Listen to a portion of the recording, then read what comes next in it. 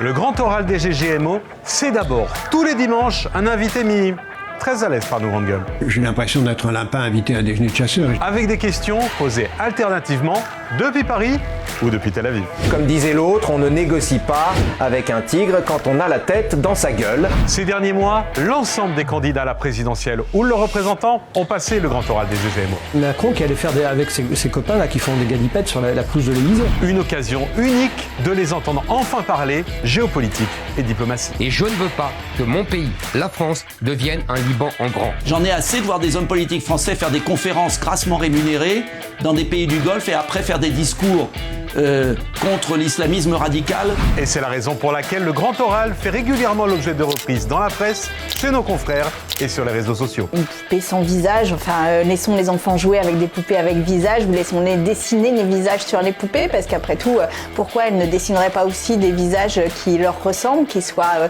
comme elles? La seule interview hebdomadaire où l'on parle géopolitique sans langue de bois, c'est ici. Je vois un Occident humilié, un Occident qui s'excuse. Ça vous a plu? Alors rejoignez-nous tous les dimanches pour le grand oral sur i24 News.